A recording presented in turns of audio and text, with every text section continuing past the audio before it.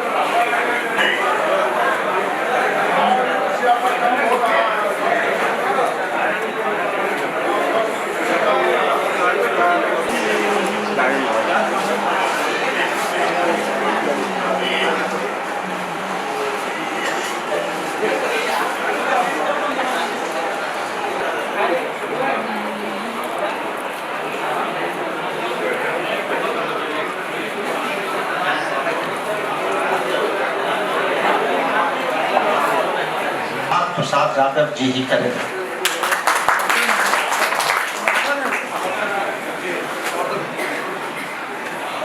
समर्थन करते हैं सब समर्थन।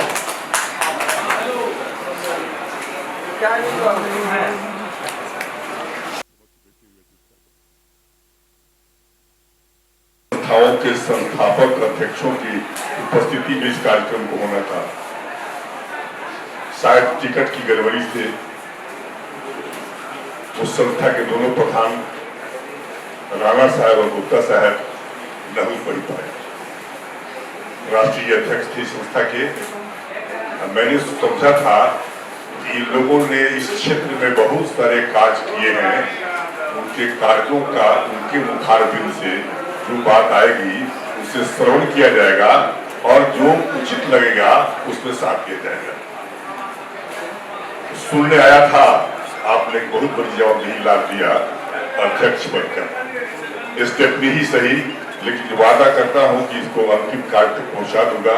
स्टेफनी का यही काम है कि जब तक सबका मेल बन नहीं जाए तब तक वो काम करता रहे, तब वो स्टेफनी है, न तो स्टेफनी के लायक नहीं है। मैं मंच संचालन के लिए मंच संचालक को ये ध्वनि विस्तार यंत्र इसके पहले दोष निवेदन करना चाहूंगा वक्ताओं से भी और खासकर मंच संचालक महोदय से। हम लोग पेशे से वकील हैं, स्वभाव से बोलने वाले हैं। जब बोलने लगते हैं तो शुरू कहां से किया, कहां अंत हो गया, ये पता चलता नहीं। इशारा मेरा है, विषय आपके सामने है। विषय से विषयांतर होकर जब हम बोलते जाते हैं तो दो घाटा हो जाता है। एक समय की बर्बादी होती है, दूसरा जो उद्देश्य है उसकी प्राप्ति नहीं हो पाती। इसलिए समय बचे और उद्देश्य की प्राप्ति हो। क्योंकि हमें याद है कि ऐसे बड़ी होशियारी किया है हमारे निर्देव जी ने, समझा कि 4:30 बजे के बाद वो वकील सीधे जहां पहुंचता है जिस काम के लिए उसी को शुरू करा दिया। तो हम समझते हैं जिन लोगों को रास्ता मिल गया होगा, 1-8 घंटे के लिए उनको रुकने में ज्यादा दिक्कत नहीं होगी। और फिर दूसरा अनाउंसमेंट कर चुके हैं कि अब अपहार के बाद बुरा हार, अंतिम में पूरे हार की बात चल रही है। इसलिए ज्यादा कुछ कठिनाई नहीं होगी। फिर भी संध्या का समय है, कार्य खत्म करने के बाद बैठे हुए हैं, तो ऐसी स्थिति में निवेदन, 2 निवेदन होगा। एक निवेदन ये कि जो विषय है, यह विषय के बारे में एक विषय प्रस्तुति के संदर्भ में एक पंक्ति में कहूं कि जिस सभागार में हम बैठे हुए, सभागार का नामकरण भी आपने कर दिया है इंद्र प्रसाद सभागार। राजेंद्र बाबू कभी यहाँ के ये अध्यक्ष हुआ करते, ये हमारे लिए गर्व का विषय है। और वही राजेंद्र बाबू प्रथम राष्ट्रपति देश के, वही राजेंद्र बाबू देशभक्ति की उपाधि, उसी राजेंद्र बाबू को शादी के लिए कौन से शब्द नहीं करेंगे। जितनी सादगी, उतना सद्व्यवहार, उतना ही संस्कार, राष्ट्र के प्रति उतना ही प्रेम, राष्ट्रभाषा के प्रति लगाव, और प्रथम राष्ट्रपति, और प्रथम राष्ट्रपति और इस सभागार के पूर्व में रहे अध्यक्ष और इस पटना हाईकोर्ट के नामी गिरामी वकील, देश की सर्वोच्च कुर्सी पर बैठा हुआ व्यक्ति यदि इस भाषा के बारे में कोई निर्णय या आदेश दिया हो और वह निर्णय आज तक खटाई में हो, वो निर्णय पर ध्यान नहीं हो सरकार का या व्यवस्थापिका का, कार्यपालिका का, या यहां तक कहें उच्च न्यायालय, उच्चतम न्यायालय का, और वहां आगे बढ़े कहें हम वकीलों का, जो वकील हर साल राजेंद्र बाबू की 3 दिसंबर की जयंती को अधिवक्ता दिवस के रूप में मनाते हैं, और राजेंद्र बाबू ने प्रथम राष्ट्रपति के रूप में कुर्सी पर बैठ के जिस चीज के बारे में एक आदेश दिया, उस आदेश को आज तक लागू नहीं किया गया। इससे बड़ा दुर्दिन हो ही नहीं सकता। दूसरा बिंदु कहना चाहूंगा कि हिंदुस्तान में हिंदी लागू हो, इसके लिए हमें सभा करनी पड़े, आंदोलन करना पड़े, क्रांति करनी पड़े, इससे बड़ा दुर्भाग्य नहीं हो सकता। हिंदुस्तान में हिंदी लागू करें, इसके लिए हमें आंदोलन करना पड़े। पिताजी को पिताश्री कहने के लिए, माताजी को माताश्री कहने के लिए आंदोलन करना पड़ेगा ना। कि अब डैड एंड मम का टाइम आ गया, तो डैड मम कहेंगे, माताश्री कहेंगे, तो इसके लिए हमको माताश्री के लिए आंदोलन करना पड़ेगा। हिंदी भी हमारी मातृभाषा है, और मातृभाषा की उपाधि मां से क्रम है। जैसे मां की उपेक्षा हम बर्दाश्त नहीं कर सकते, वैसे मातृभाषा की उपेक्षा भी हम बर्दाश्त नहीं कर सकते। और इसी उद्देश्य की प्राप्ति के लिए 1960 में ही उन्होंने एक आदेश दे रखा था, जिसकी प्रति मैंने कोशिश की थी आप सबों के हाथ में बंटवाने के लिए। मिला क्या?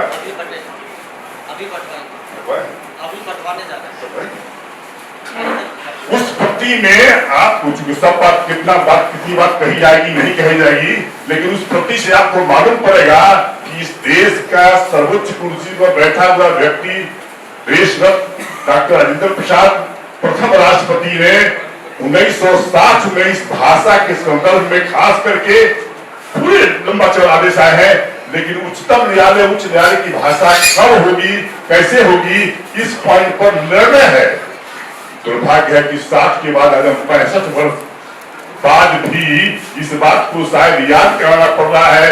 मुझे लगता है जब आप माफी चाहेंगे, हम लोग इस पेशे में हैं, इस ज्यादा नजदीक हैं, इसके बाद ही मुझे भी इसकी जानकारी इधर हुई है। तो मैं इशारा कर रहा था अपने मित्रों से कि विषय से विषयांतर नहीं होंगे, और इसी विषय पर आप अपना सुझाव देंगे, और उस सुझाव के आधार पर वक्ताओं के जो विचार आएंगे उससे निर्णय लिया जाएगा कि हम अगला इसका रूपरेखा क्या दे सके। हरिओम, जय हिंद, जय भारत। मैं मंच दे रहा हूं मंच संचालक इंद्रदेव जी। आभारी हैं अध्यक्ष जी का, जिन्होंने विषय प्रवेश करवा दिए और महामहिम राष्ट्रपति जी का जो आदेश है 1960 का, उसको भी बंटवाने का घोषणा कर। मैं आपसे आग्रह करता हूं कि कंडिका 12 पढ़ेंगे। कंडिका 12 जो है, जो आदेश बंट रहा है, उसका कंडिका 12 पढ़ेंगे। वो उच्चतम न्यायालय और उच्च न्यायालयों की भाषा के संबंध में जो कहता है कि जब परिवर्तन का समय आ जाए तब उच्चतम न्यायालय अपना सब कार्य हिंदी में करेंगे। जब कभी भी परिवर्तन का समय आ जाए तब सब उच्च न्यायालय अपना सब कार्य हिंदी या उस राज्य की राजभाषा में करेंगे, और जिस किसी भी कानून में परिवर्तन करने की जरूरत होगी उस कानून में परिवर्तन कर लिया जाएगा। तो इन्हीं शब्दों के साथ अभी महामहिम राष्ट्रपति जी का आदेश बढ़ रहा है और बढ़ने के बाद अब हम विधिवत कार्यक्रम की शुरुआत करेंगे राष्ट्रीय गीत जनगण मन अधिनायक से। तो अभी बढ़ रहा है, 2-4 मिनट हम रुकते हैं। अधिनायक जय हे भारत भाग्य विधाता, पंजाब सिंधु गुजरात मराठा द्राविड़ उत्कल गंगा, विंध्य हिमाचल जमुना गंगा, उच्छल जलधि तरंगा, तब शुभ नामे जाके तब शुभ आशीष मांगे, गाहे तब जय गाथा, जन गण मंगल दायक जय हे भारत भाग्य विधाता, जय हे जय हे जय हे जय जय जय जय हे। भारत माता की जय, भारत माता की जय, भारत माता की जय, वंदे मातरम, वंदे मातरम। अब मैं अखिल भारतीय भाषा संरक्षण संगठन के सौजन्य से हुआ है वैश्विक हिंदी सम्मेलन के निदेशक डॉक्टर एम.एल. गुप्ता जी हैं, जो आने वाले थे लेकिन टिकट कंफर्म नहीं हुआ इसलिए नहीं आ सके। मैं उनका स्वागत करता हूं और उनके जब से मैंने उच्चतम न्यायालय में एक हिंदी में आवेदन दाखिल किया और अखबार में निकला कि जिद के आगे झोंका सुप्रीम कोर्ट, तब से वे ढूंढते हुए हमको खोजे, जंतर मंतर पर सम्मानित किए और उसके बाद से लगातार हिंदी विकास में लगे हुए हैं। आज वे आने वाले थे, टिकट कंफर्म नहीं होने के वजह से नहीं आ पाए, इसलिए हम उनका भी स्वागत करते हैं और उनके स्वागत में जोरदार तालियों से इस सभा की अध्यक्षता माननीय श्री धर्मनाथ प्रसाद यादव जी कर रहे हैं, जिनका परिचय प्रारंभ में ही हो चुका है और उनका कुछ उद्बोधन भी हुआ है। परिचय के मोहताज नहीं है, हम इनका स्वागत करते हैं और इनके स्वागत में जोरदार तालियों से इस सभा में भारतीय भाषा अभियान एवं अखिल भारतीय भाषा संरक्षण संगठन के जुझारू कार्यकर्ता एवं माननीय उच्च न्यायालय दिल्ली के विद्वान अधिवक्ता श्री उमेश शर्मा जी उपस्थित हैं। हम इनका स्वागत करते हैं और इनके स्वागत में वरीय अधिवक्ता सह माननीय सदस्य बिहार बार काउंसिल माननीय श्री जोगेश्वर वर्मा की गरिमामयी उपस्थिति हो चुकी है। हम इनका स्वागत करते हैं। उनके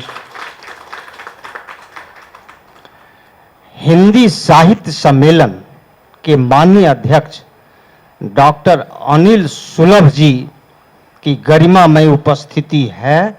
हम इनका स्वागत करते हैं और इनके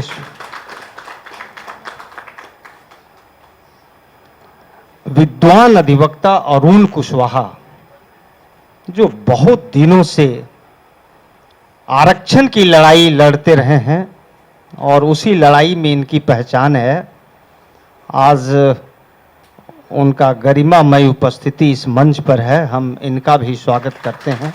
इनके स्वागत में एडवोकेट्स एसोसिएशन पटना उच्च न्यायालय के संयुक्त सचिव श्री रणविजय सिंह उपस्थित हैं मंच पर, हम इनका स्वागत करते हैं और इनके स्वागत में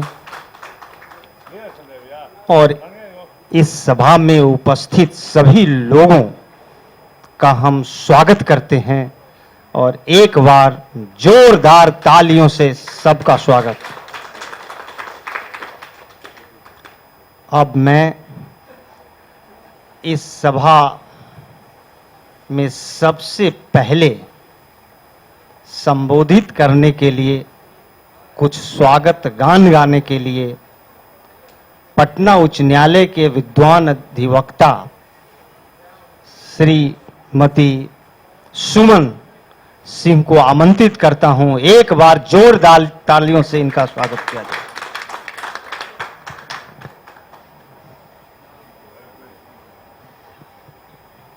जो हमारे सम्मानित आज के इस कार्यक्रम की अध्यक्षता कर रहे हैं, सबसे पहले मैं अपने अध्यक्ष जी का तहे दिल से स्वागत करती हूं और हमारे वरीय अधिवक्ता, हम सबों के प्रेरणा स्रोत, हम सबों के बीच में आदरणीय योगेश चंद्र वर्मा जी, आप हम सबों को इनकरेज करते हैं, आगे बढ़ाने में मदद करते हैं, हम सभी को एक सहायता भी आप प्रदान करते हैं। ऐसा लगता है कि आप हम लोग के गार्जियन हैं। ऐसे व्यक्तित्व हम लोग के बीच में हैं। आपका तो हृदय से स्वागत हम करते हैं और आप सभी का हम सबों के बीच में हमारे भाई अनिल सुलभ जी मेरे से पूर्व परिचित हैं। आप एक उत्तम व्यक्तित्व, आपकी बखान हिंदी साहित्य से मैं आपसे बहुत पहले से जुड़ी हूं और मुझे आपसे मिलने का और मेरा आपसे एक दूसरे का परिचय बहुत पहले से है। मैं भी हिंदी साहित्य से जुड़ी हूं बहुत पहले से, लेकिन बीच में थोड़ी सी हमारी आपकी मुलाकात इधर नहीं रही है। तो मैं आपका भी तहे दिल से स्वागत करती हूं पटना हाई कोर्ट में। और अभी एक संयुक्त एक ऐसी कविता जो कि हिंदी ऐसा है, जननी है, मातृभाषा है और एक बड़ा हास्यास्पद लगता है कि हम लोग जब समझने वाले 75% हिंदी हैं, 25% मात्र इंग्लिश है, लेकिन बहस जब होती है तो एक जैसा लगता अनुभूति होती है कि ये वास्तव में एक थोपी गई ऐसी व्यवस्था है हम लोग के ऊपर। ये मुझे भी महसूस होता है। और जैसे हम जज साहब मेरे, हम लोग हिंदी से पढ़े, हिंदी मीडियम से पढ़े, हम लोग कॉन्वेंट के प्रोडक्ट नहीं है, हम लोग मिडिल फैमिली परिवार से आते हैं, हम लोग गांव से आते हैं, हम लोग पढ़े हिंदी, लेकिन हिंदी में इतनी अच्छी और इतनी अच्छी बात हम लोग लिख सकते हैं, बोल सकते हैं और सुनने वाला भी हिंदी में सुनता है, उसको भी आभास होता है कि जो जजमेंट हुआ वास्तव में ये जजमेंट हुआ। लेकिन जो बैठा रहता है पीछे, जो सुनने वाला, जिसके विषय में केस चलता है और आर्गुमेंट करने वाला भी बड़े अपने आप को गर्वान्वित महसूस करता है कि मैं इंग्लिश में बोला हूं। सुनने वाला जज साहब भी सुनते हैं, वो भी बहुत गर्वान्वित, भाई वो दोनों इंग्लिश हो रहा है, लेकिन ये तो मातृभाषा हिंदी, हिंदू, हिंदुस्तान, मतलब इसका क्या कहा जाए कि ये हम लोगों के साथ एक नाटकीय ढंग से कई सालों से हम लोग के साथ एक दोयम दर्जे का हम लोग को दिया जाता है दर्जा कि आप लोग बड़ी कमजोर हैं, हिंदी जानने वाले बहुत कमजोर हैं, इंग्लिश ही जानने वाला विद्वान माना जाएगा। ऐसा नहीं है मेरे समझ से, और बाकी लोगों की अपनी राय है। एक थोड़ी सी हमको आपके द्वारा ये प्रेरणा मिली है, आपके द्वारा आदेश हुआ है कि मैं थोड़ी सी एक स्वागत गान गा दूं। तो आप सभी के लिए एक माँ सरस्वती की कृपा से भीतर से जो उद्गार आता है वो एक अलग गुण है, वो भी हम व्यक्त कर देते हैं अदा कदा। तो हम यही कहेंगे कि कर में बिकज सुमन की माला, उर में पावन प्यार, पूज्य अतिथि सब आपका स्वागत सत सत बार, पूज्य अतिथि सब स्वागत सत सत बार। जैसे विदुर भवन एक दिन भगवान आ गए, वैसे ही हम लोगों में श्रीमान आप आ गए। श्रीमन प्रकट करूं मैं किन किन शब्दों में आभार, पूज्य अतिथि सबका स्वागत सत सत बार, पूज्य अतिथि सबका स्वागत सत सत बार। मैं एक गलती कर दी हूँ। मेरे सुप्रीम कोर्ट अपने हाई कोर्ट के माननीय, मैं नाम थोड़ा सा मिस कर रही थी, तो आपका भी मैं स्वागत करती हूँ। स्पेशली आप मेरे गुरु भाई हैं और गुरुदेव हैं, बैठे हैं, आपका भी मैं स्वागत करती हूँ, आपको प्रणाम करती हूँ। और इसी के साथ मैं आप सभी से विदा लेती हूँ, मेरा समय थोड़ा कम है। और सभी के हृदय में हिंदी है, सभी के भावना में भी ये है, कुछ लोग ये व्यक्त नहीं कर पाते हैं। आप एक साहसी कदम उठाए हैं, आप सभी का जोरदार एक तालियों के साथ इनका स्वागत करिए। ये जो है महाबली वीर बली हनुमान जी के जैसा एक लेकर के झंडा, जैसे रावण के लंका में घुस गए थे हनुमान जी, वही ये काम कर रहे हैं। अब आगे प्रभु जाने हम लोग कितना आगे सक्सेस होंगे, लेकिन आप सभी की उपस्थिति बता रही है कि आप सभी इनके साथ हैं। इसी के साथ धन्यवाद। आज के कार्यक्रम का अध्यक्षता कर रहे आदरणीय श्री देवनाथ प्रसाद यादव जी, जो अखिल भारतीय अधिवक्ता कल्याण समिति के राष्ट्रीय अध्यक्ष हैं। माननीय श्री उमेश शर्मा जी, उपाध्यक्ष अखिल भारतीय भाषा संरक्षण संगठन दिल्ली। आदरणीय योगेश चंद्र वर्मा जी, वरीय अधिवक्ता, अभिभावक एवं बार काउंसिल के सम्मानित सदस्य। माननीय डॉक्टर अनिल सुलभ जी, अध्यक्ष बिहार हिंदी साहित्य सम्मेलन, जो पूर्व से ही हमें याद है, दशकों पहले मैं एक मैगजीन प्रकाशित करता था, तभी से इनका आशीर्वाद सहयोग हमें मिलता रहा है। अरुण कुशवाहा जी और कार्यक्रम का संचालन कर रहे इंद्रदेव बाबू एवं यहाँ उपस्थित तमाम अधिवक्ता साथी जो भी यहाँ उपस्थित हैं, अधिवक्ता भाई बहन। आज का दिन, कार्यक्रम तो होते रहते हैं, लेकिन आज का दिन जो विषय रखा गया है वाकई में झकझोरने वाला है, क्योंकि चर्चा के दौरान ही कुछ दिन पहले ही इंद्रदेव बाबू के माध्यम से ही जो आज आप लोग के हाथों में यह राष्ट्रपति का आदेश 1960 वितरित किया गया है, इसमें साफ लिखा है भाई कि देश जब आजाद हुई उसके बाद कुछ समय के लिए ही इंग्लिश, मान लिया कार्यालयों में जो काम कर रहे थे उन्हें दिक्कत आ रहा था, तो इंग्लिश को कुछ समय के लिए रखा गया।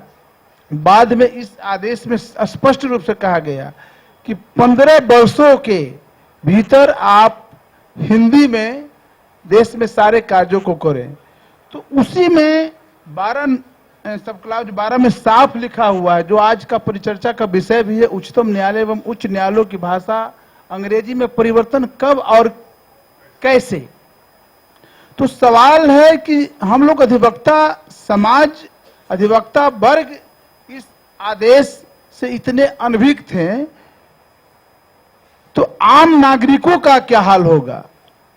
जबकि कहा गया है कि कोई भी, अब हम जिस क्लाइंट की ही कोर्ट में बहस करते हैं, जज साहब इंग्लिश में बोलते हैं, वकील साहब भी इंग्लिश में बोलते हैं, लेकिन जिसका हम लोग न्याय, जिसके लिए हम लोग लड़ रहे हैं, वो हम लोग का मुंह कभी इधर जज साहब का देखता है, कभी वकील साहब का देखता है। उनको यह लगता है कि आखिर इन लोग बोल क्या रहे हैं। अगर हो सकता है हिंदी में हम लोग बहस करें तो वो क्लाइंट भी समझेगा कि नहीं, यहाँ पे हमारा वकील साहब हमारी बातों को सही से रखें। वकील साहब क्या बोल रहे हैं, जज साहब क्या बोल रहे हैं, क्या ऑर्डर हुआ, जिसके लिए सब कुछ हुआ, वो भी नहीं समझ पा रहे हैं। तो हम चाहेंगे कि इंद्रदेव बाबू का जो प्रयास है, और इनके साथ कई संगठन जो हिंदी प्रेमी लोग हैं, कई संगठन जुड़े हुए हैं, वो काम कर ही रहे हैं, लेकिन काम करने के दौरान इन्हें जो इनाम भी मिला है उससे भी हम लोग अवगत हों। आखिर ऐसा क्या हो गया कि एक हिंदी में काम करने वाला वकील, एक हिंदी में कार्य करने वाले वकील को हतोत्साहित किया गया। यहां तक इन्हें सरकारी वकील से तो हटाया ही गया, इनके वकालत का लाइसेंस भी समाप्त कर दिया गया। तो अपने आदरणीय लोगों के सामने मैं कुछ ज्यादा नहीं बोलना चाहूंगा, जो भी न्याय संगत होगा वो बात करेंगे। लेकिन कभी कभी इस तरह के घटनाओं से, जिस उम्र का मैं हूं, थोड़ा सा हमें अटपटा लगता है।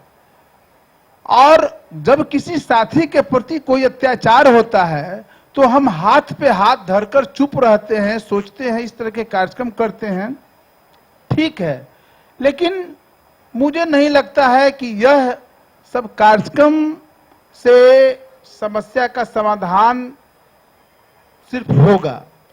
हम लोग कमर कसेंगे, एक समय के बाद जब अत्याचार बहुत आगे होता है तो विभिन्न तरह का कुछ प्लानिंग होगी।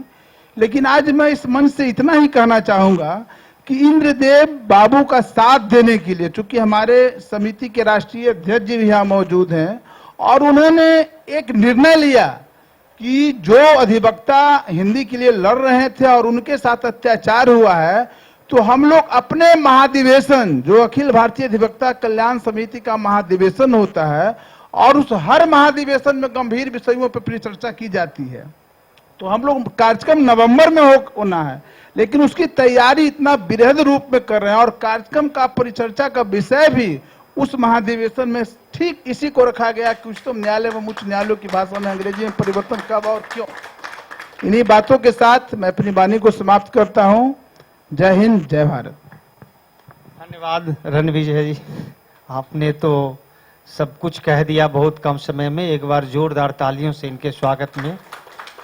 अब मैं आमंत्रित करता हूं जनता के जमात में, श्रोता के जमात में बैठे हुए हैं भारतीय भाषा अभियान बिहार प्रदेश के संरक्षक की वो आए और अपना वक्तव्य रखें। एक बार जोरदार तालियों से इनके स्वागत में।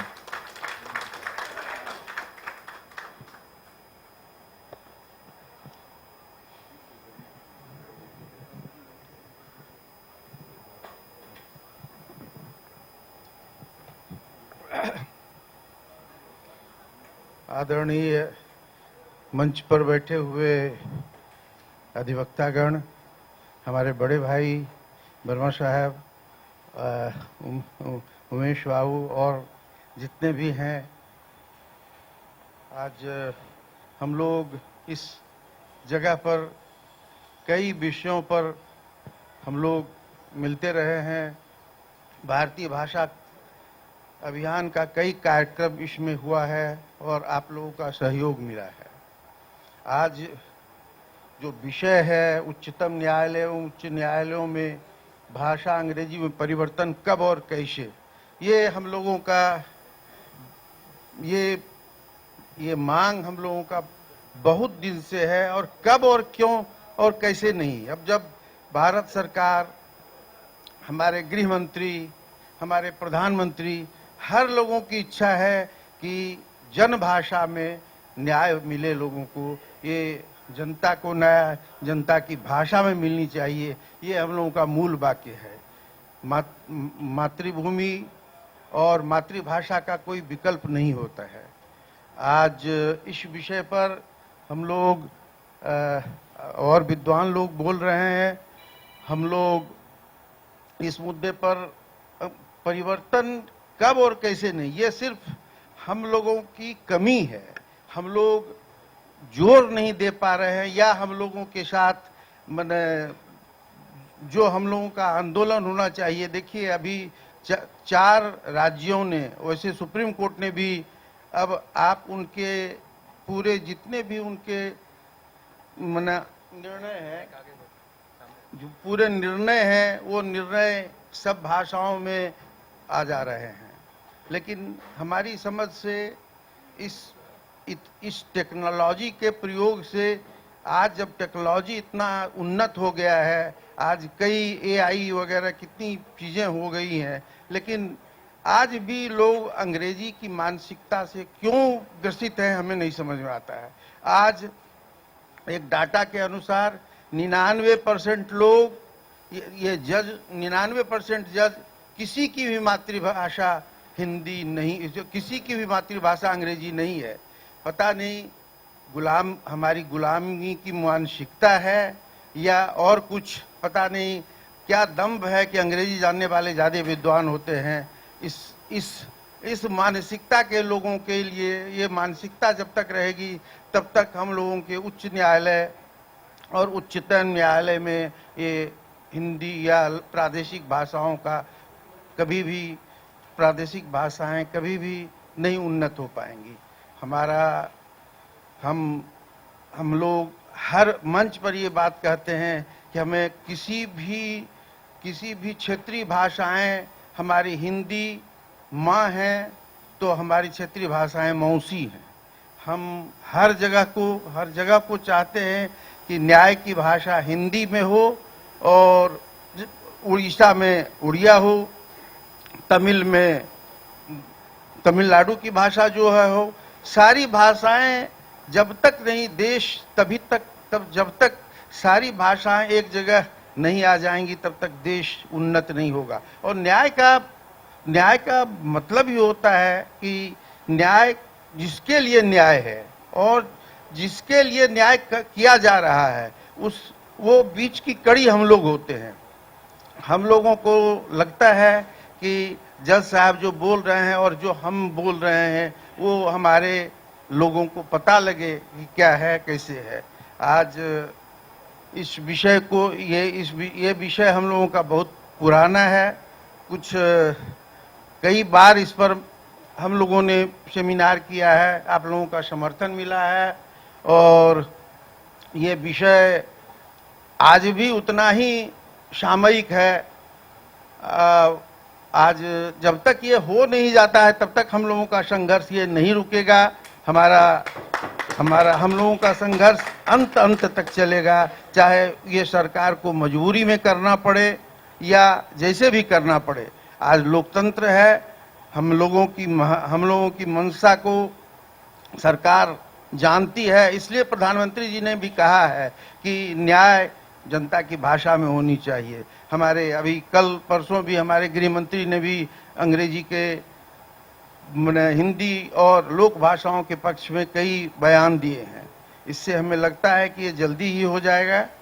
आप लोगों की अगर शुभकामना, आप लोगों का इस तरह समर्थन रहा तो हम लोग एक न एक दिन, कुछ देर जरूर हो सकता है लेकिन एक न एक दिन हम लोग अपनी जनता की भाषा में न्याय मिलने को करेंगे। इस शब्दों के साथ धन्यवाद। धन्यवाद। डॉक्टर बिहार प्रदेश के संरक्षक हैं और 2016 से लगातार इस संगठन पर काम कर रहे हैं। इस अभियान का संगठन पूरे देश में है और पूरे देश में इस पर कार्यक्रम चल रहा है। तो इन्हीं शब्दों के साथ एक बार पाठक जी के स्वागत में जोरदार तालियों से आमंत्रित। अब हम विद्वान अधिवक्ता अरुण कुशवाहा जी से आग्रह करते हैं कि वे अपना वक्तव्य रखें। तो जमी पे रचने बसने वाले जमीन के असली जमींदारों, इस सभागार में कुर्सियों पर बैठे हुए समाज के कुर्सीदारों और मंच रूपी चौकी पर बैठे हुए समाज के सम्मानित चौकीदारों, यह देश 200 वर्षों से अंग्रेजों के गुलाम था और जब अंग्रेज जा रहे थे तो देश में एक नारा गूंज रहा था, अंग्रेज तो चले गए और अंग्रेजी को जाना होगा, अंग्रेजी में काम न होगा, फिर से देश गुलाम न होगा। यह नारा हमारे पूर्वजों ने उस समय लगाया जब भारत देश आजाद हो रहा था और आज हम आजादी के 78 वर्ष के बाद भी उतना भी संघर्ष नहीं कर रहे हैं जितना हमारे लोगों ने उस समय किया था कि अंग्रेज तो चले गए और अंग्रेजी को जाना होगा, अंग्रेजी में काम न होगा, फिर से देश गुलाम न होगा। यह नारा आजादी के समय से आज तक गुंजायमान था, लेकिन हम लोगों ने ऐसा अपने को ढाल लिया कि समझौतावादी हो गए और हम लोगों ने उस आंदोलन को बंद कर दिया। इस वजह से आज यहां पर हम लोग इस स्थिति में आ गए हैं। डॉक्टर भीमराव अंबेडकर का चिंता था आजादी के समय, ये चिंता कर रहे थे वो कि अंग्रेज तो आजाद करके चले जाएंगे लेकिन हम तो डायरेक्ट रूप से अंग्रेजों के गुलाम नहीं हैं, हम तो उनके भाषा का गुलाम हैं, हम यहाँ के जमींदारों का गुलाम हैं।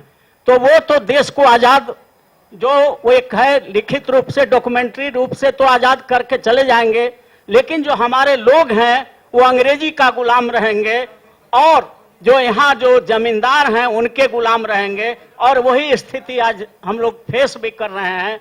इसलिए हम लोगों को इंद्रदेव बाबू जैसे हस्ती हमें मिले हैं अब ये चूंकि लड़ाई लड़ रहे हैं अंग्रेजी के खिलाफ, हिंदी भाषा के पक्ष में चट्टान की तरह खड़ा होकर के एकदम खड़े हैं और लड़ाई लड़ रहे हैं। आज से नहीं, हमको लगता है 15-20 वर्ष से ये लड़ाई लड़ रहे हैं और लड़ने वालों के खिलाफ साजिश होती है, इसलिए घबराना नहीं है। इंद्रदेव बाबू, नेल्सन मंडेला 27 बरस जेल में रहा, उन्होंने गरीबों की लड़ाई लड़ी, भाषा की लड़ाई लड़ी और व्हाइट और ब्लैक की लड़ाई लड़ी, लेकिन आज उन्हीं को लोग याद करता है।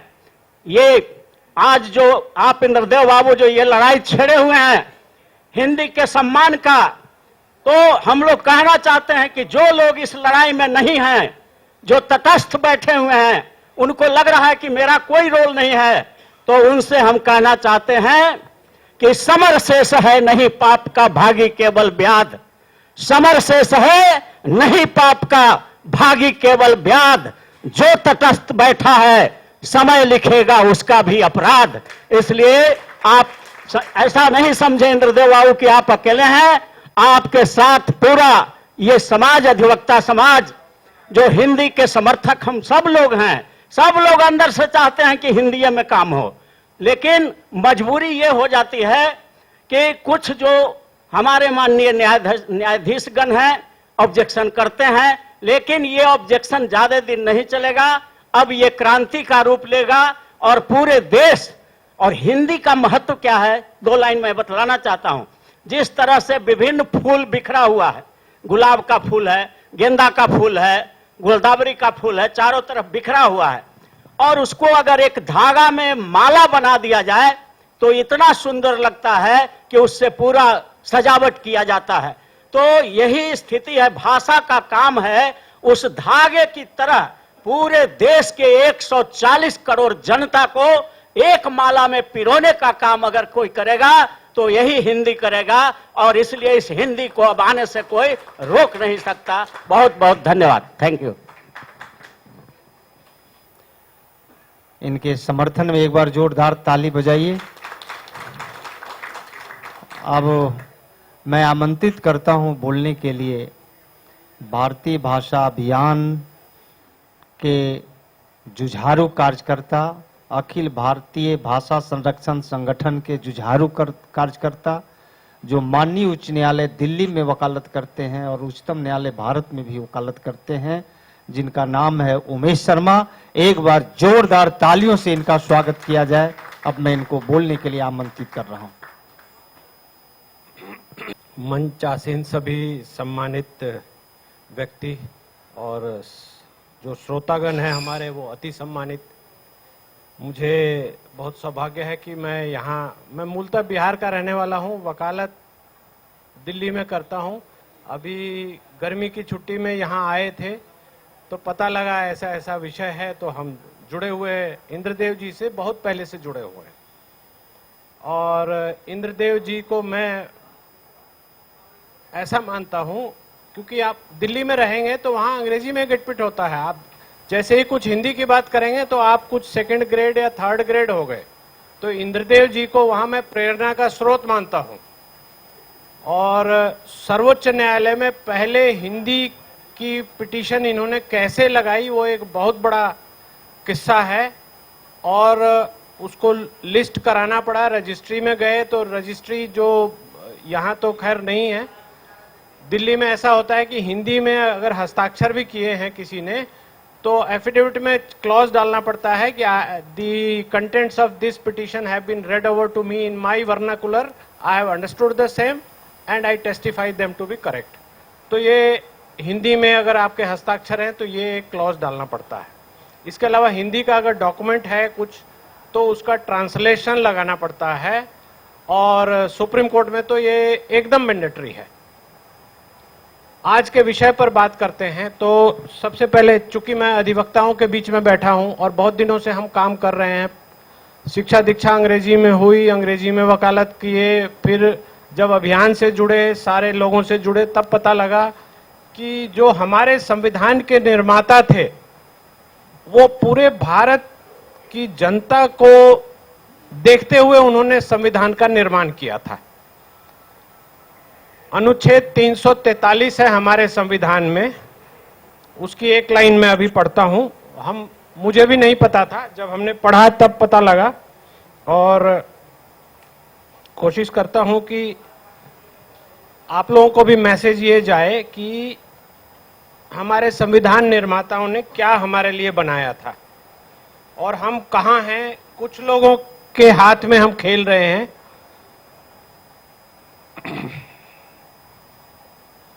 एक लाइन 343 का पार्ट 1 है। अनुरोध करूंगा कि सब लोग इसको जरूर पढ़ें। मैं भी अनभिज्ञ था, तो जब अभियान से जुड़ा तब पढ़ा। संघ की राजभाषा हिंदी और लिपि देवनागरी होगी, पूर्ण विराम है उसके बाद। अब हम लोग सब अधिवक्ता हैं, कॉन्स्टिट्यूशनल मैटर्स को उच्च न्यायालय में सुलझाते हैं। 343 पहले आ रहा है, उसके बाद 348 आता है, जो ये कहता है कि सुप्रीम कोर्ट की भाषा अगर है तो मैं उसको पढ़ दूं, वो लंबा सेक्शन है, अनुच्छेद है, कि हाई कोर्ट की भाषा और सुप्रीम कोर्ट की भाषा अंग्रेजी होगी। राज्यपाल, महामहिम राज्यपाल वहां के चाहे तो उस राज्य विशेष के अनुशंसा कर सकते हैं। अब एक मूल जो हम लोगों सबको बिठाया गया, मूल बात यह है कि 343 पहले आता है और यह कहता है कि हिंदी संघ की भाषा होगी। क्या न्यायपालिका संघ से अलग है? यह सवाल किसी ने उठाया कभी?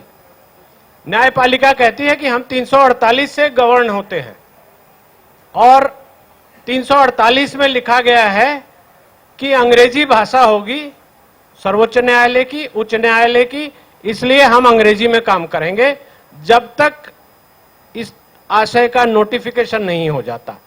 अब नोटिफिकेशन जो पटना उच्च न्यायालय का एक 1971 का शायद वो नोटिफिकेशन है, वो हमारे बिहार प्रदेश में ये कार्रवाई बहुत पहले, हमसे जो पहले अधिवक्ता लोग थे या जो हमसे पहले जो लोग थे लीडर्स, उनको ये विजन था, समझ थी। 1971 में एक अधिसूचना जारी हुई 72 में, तो उसमें यह कहा गया कि उच्च न्यायालय की, बिहार उच्च न्यायालय की कार्रवाई हिंदी में होगी। उसमें से रिट को निकाल दिया गया और इनकम टैक्स अपील को निकाल दिया गया। इस पर हम पहले एक यहाँ शायद फुल बेंच या स्पेशल बेंच बनी थी, तो उसमें हम आए थे बहस करने। तो मुझे वो अभी इंद्रदेव जी ने वो विषय उठाया था, तो वो वहां चला गया। कन्फ्लिक्टिंग 2 जजमेंट थी, तो चीफ जस्टिस साहब के सामने चला गया, तो स्पेशल बेंच कंस्टिट्यूट हुई थी, तो उसमें ये विषय उठा। अब देखिए 200 हम लोग कितना हमको किस साजिश के अंतर्गत हमको मूर्ख बनाया जाता रहा है। 226 की वकालत हम लोग सब यहां करते हैं।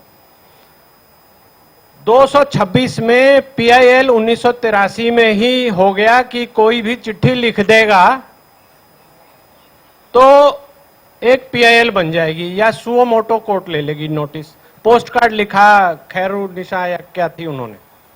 अब इस नोटिफिकेशन को जब आप कंस्ट्रक्ट करेंगे तो ये मिलेगा कि वो जो पत्र जो उन्होंने पोस्ट कार्ड भेजा वो अंग्रेजी में ही लिख के भेजना पड़ेगा पटना उच्च न्यायालय में, तब जाकर उसका रिट में वो उसका नोटिस होगा।